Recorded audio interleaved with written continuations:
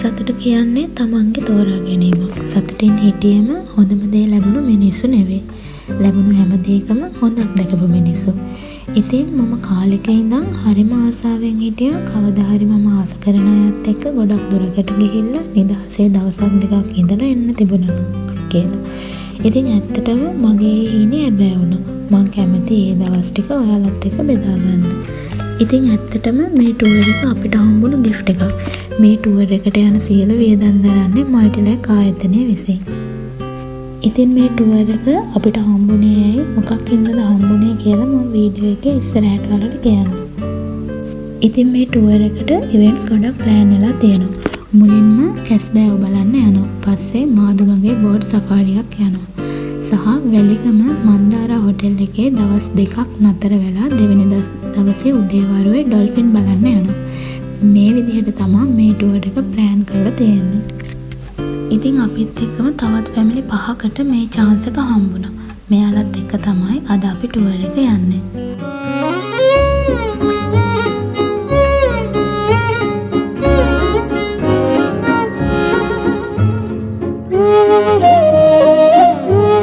අපි මුලින්ම ආවේ අහුන්ගල්ලේ තියෙන සී ටර්ටල්ස් රිසර්ච් සෙන්ටර් එකට. මෙතනට ආවොත් කැස්බෑවන්, මුහුදු මාළු වර්ග බලන්න පුළුවන්. ගොඩක්ම මෙතන වෙන්නේ ඩිසේබල් වුණ කැස්බෑවන්ට ෂාක්ලට බෙහෙත් කරලා එයාලට හොඳ වුණාට පස්සේ මුහුදට රිලීස් කරන එක. ඉතින් මේ පේන විදිහට කැස්බෑවෙකුගේ අනුරුවක් ඇතුලෙන් තමයි මෙතනට ඇතුල් වෙන්න තියෙන්නේ. ඉතින් එයාලා බිත්තර දාන විදිය, පැටව බෝ වෙන විදිය, පැටව මුහුදට රිලීස් කරන විදිය, ඩිසේබල් වුණ කැස්බෑවන් මේ හැම දෙයක්ම මෙතනට ආවහම බලා ගන්න පුළුවන්. මේ ඉන්නේ ඇලි කැස්බෑවා. මෙයා ස්පෙෂල් කෙනෙක්. බිත්තර මිලියන එකකින් එකක් තමයි බිහි වෙන්නේ. කොළ කැස්බෑවගේ බිත්තර වලින් තමයි මෙයාලා හැදෙන්නේ. ඉතින් මෙයාලා ජාන විකෘති වීමෙන් තමයි මෙයාලා හැදෙන්නේ. හැබැයි මෙයාලගේ ආයු කාලය කෙටි. සාමාන්‍යයෙන් කැස්බෑවේ අවුරුදු 120ක් වගේ කාලයක් තමයි ජීවත් වෙන්නේ. ඒ වුණාට මෙයාලා අවුරුදු 20ක් නැත්තම් 30ක් තමයි ජීවත් වෙන්නේ. ඉතින් මෙතන ඉන්න හැම කැස්බෑවෙක්ම මොකක් හරි අනතුරකට ලක් වෙච්ච කැස්බෑවෝ තමයි මෙතන ඉන්නේ. ඒගොල්ලන්ට ප්‍රතිකාර කරන්න තමයි මෙයාලා තියාගෙන ඉන්නේ. එයාලට හොඳටම සුව වුණාට පස්සේ මුහුදට රිලීස් කරන එක තමයි මෙතනින් සිද්ධ වෙන්නේ. ඉතින් මෙතන ඉන්න සමහර කැස්බෑවෝ ඉන්නවා අත් අහිම වෙච්ච, සුව කරන්න බැරි ලෙඩ තියෙන. ඉතින් එයාලව මුහුදට දාන්නේ නැහැ. මොකද එයාලා මුහුදට දැම්මම මැරෙන හින්දා. ඉතින් හොඳටම සුවය ලැබපු කැස්බෑවෝ තමයි මුහුදට රිලීස් කරන්නේ. මේ ඉන්නේ දවස් 2-3ක් වයස ඇති කැස්බෑ පැටව. කැස්බෑවන්ගේ බිත්තර වැටි මුදලකට අරගෙන මේ විදිහට දවස් ගණන් ලකුණු කරගෙන පැටව බිත්තර වලින් එළියට ආවට පස්සේ දවස් 2කින් හෝ 3කින් මුහුදට රිලීස් කරන එකත් මේ රිසර්ච් සෙන්ටර් එකෙන් කරනවා. දැන් අපි යන්නේ ෂාක් ලව බලන්න. ඉතින් ෂාක් කෙනෙක්ගේ අනුරුවකින් තමයි මෙතනටත් ඇතුල් වෙන්න තියෙන්නේ. ඉතින් මෙතනත් වෙන්නේ ඩිසේබල් වෙච්ච ෂාක්ලට ප්‍රතිකාර කරලා එයාලට හොඳටම සුව වුණාට පස්සේ මුහුදට රිලීස් කරන එක.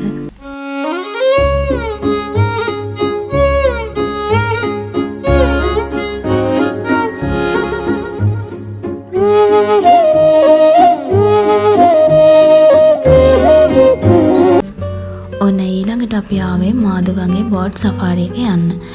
ඉතින් මේ මාදුගඟේ තියෙන විශේෂත්ව, තියෙන දූපත් වර්ග, ඉන්න සත්තු වර්ග මේ හැම දෙයක් ගැනම මෙතනට ගියාම අපිට දැනගන්න පුළුවන්. ඉතින් දෙස් විදෙස් පාසල් ළමුන් මේ හැම දෙනෙක්ම මෙතනට එනවා. මේ එක බෝට්ටුවකින් 10 දෙනෙක්ට 12 දෙනෙක්ට වගේ එකවර යන්න පුළුවන්.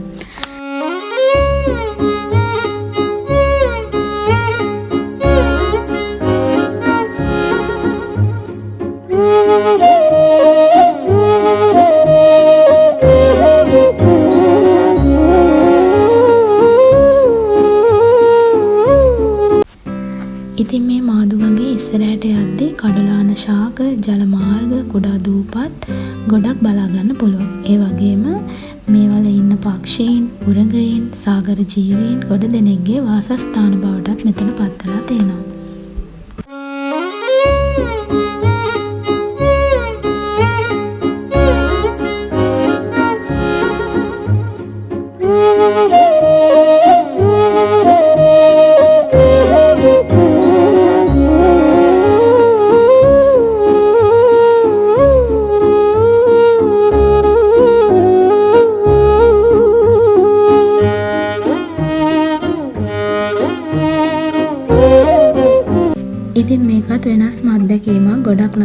පරිසර පද්ධති අපිට බලා ගන්න පුළුවන්.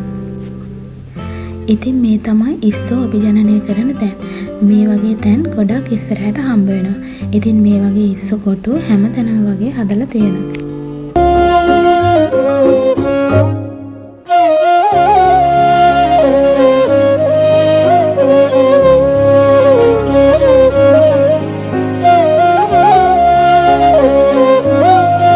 මේ සෆාරි එකේ YouTube වීඩියෝ බලලා මම ආස වුණේ මේ වගේ වනාන්තර මැදේ යන්න තියෙන හින්දා. ඉතින් ඒ වගේමයි මෙතනට ආවහමත් මේ වනාන්තර මැදේ යද්දී හරිම ලස්සනයි, අමුතු හැඟීමක් දැනෙනවා. ඉතින් මාදුගගේ ඉස්සරහට යද්දී මේ වගේ කඩ දෙකක් තුනක් වගේ අපිට හම්බ වෙනවා. ඒ වගේම දූපත් ගොඩක් බලා ගන්න පුළුවන්. ඒ එක එක දූපත් වලට ආවේනික වුණ පාරම්පරික කතා ගෙතිලා තියෙන හින්දා ඒ වහද්දී පුදුම හැඟීමක් ඇති වෙනවා. ලංකාව මේ වගේ ලස්සන තැන් තියෙනවනේ කියලා. ඉතින් මේ පේන පාලමේ කෙළවරට තියෙන්නේ පවුල් 20ක් 25ක් විතර ජීවත් වෙන කමක්ලු. මේ වහද්දී මට මතක් වෙන්නේ අපි පුංචි කාලේ අහපු කතන්දර. මේ බෝට් සෆාරි ඉවර වෙනකම්ම මම නම් ජීවත් වුණේ මේ කතන්දරත් එක්ක. ඔන්න මේ සෆාරි එකේ අවසානයට ආවා. මම පළවෙනි වතාවටයි මේ විදියට මොයකටක් දැක්කේ. හරිම ලස්සනයි. මේ ඈතින් පේන්නේ මාදුගඟ මුහුදට වැටෙන මොයකට.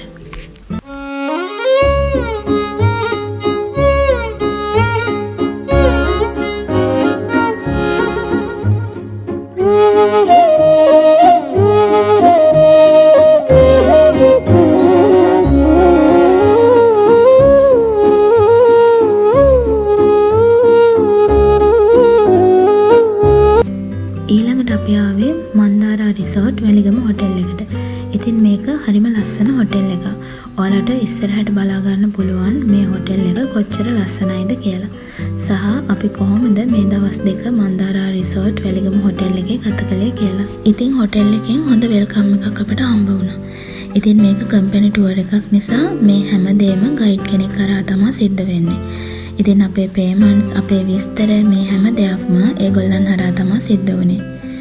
ඉතින් ටික වෙලාවකින් අපිට අපේ රූම්ස් රෙඩි කරලා දුන්නා.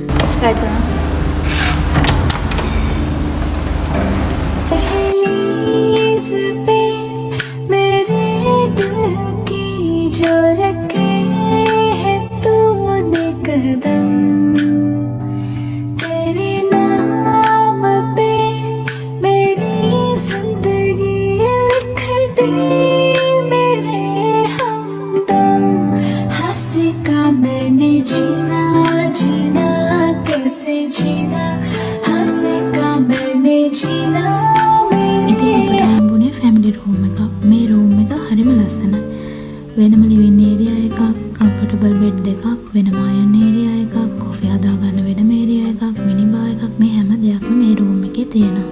ඉතින් මේ රූම් එකට ඇතුල් වෙද්දිම ඉස්සරහින් තියෙන්නේ බාත්රූම් එක. බාත්රූම් එකත් රූම් එක වගේමයි ලක්සරි විදියට හදලා තියෙනවා.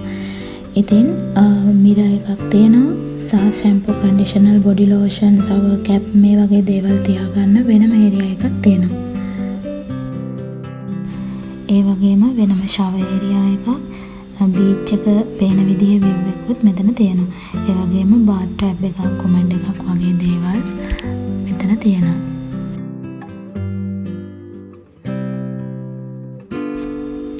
ඒ වගේම රූම් එකට ඇතුල් වෙනවත් එක්කම දකුණු පැත්තෙන් සේෆ්ටි ලොකර් එකක්, ලගේජ් තියාගන්න වෙනම තැනක් සහ වම් පැත්තෙන් ඩ්‍රෙසින් ටේබල් එකක් හදලා තියෙනවා.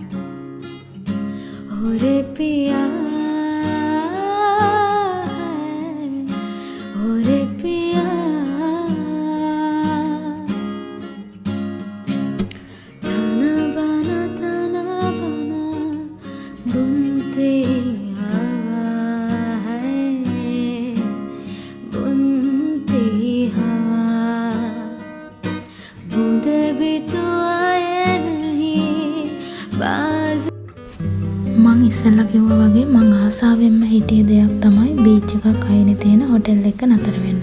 ඉතින් මේ හොටෙල් එක හරිම ලස්සනයි. ඒ වගේම මේ හොටෙල් එකේ කොටසක් විදිහට තමයි බීච් එකක් තියෙන්නේ.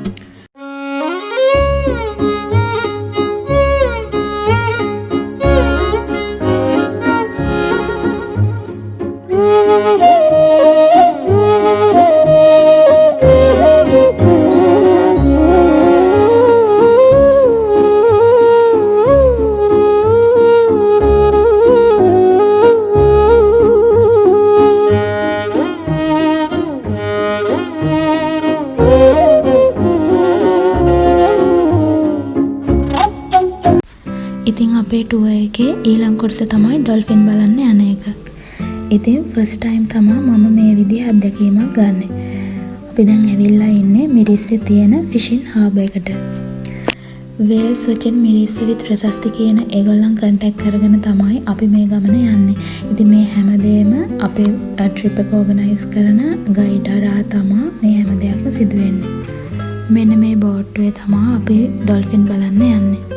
ඉතින් මෙතන තට්ටු දෙකක් තියෙනවා. අපි හිටියේ උඩම තට්ටුවේ.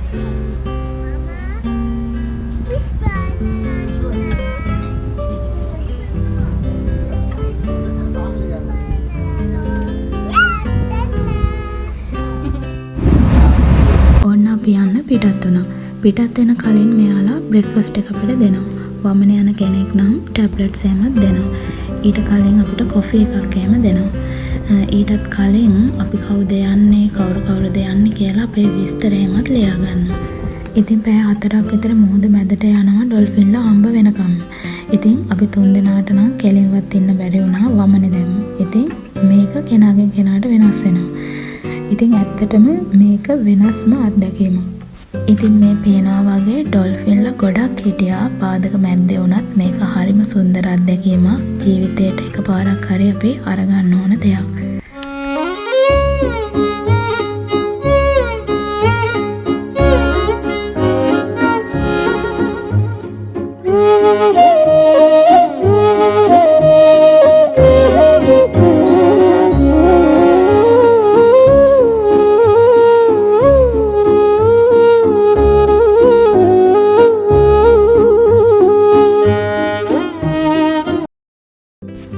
ඉතින් අපේ ටුවර් එකේ අවසාන ඉවෙන්ට් එක තමයි ගාලු කොටුව බලන්න යන එක. ඉතින් අපි ගාලු කොටුව බලලා ආයෙමත් හොටෙල් එකට ගිහින් ලන්ච් එක අරගෙන චෙක් අවුට් වෙන්න ඕනේ.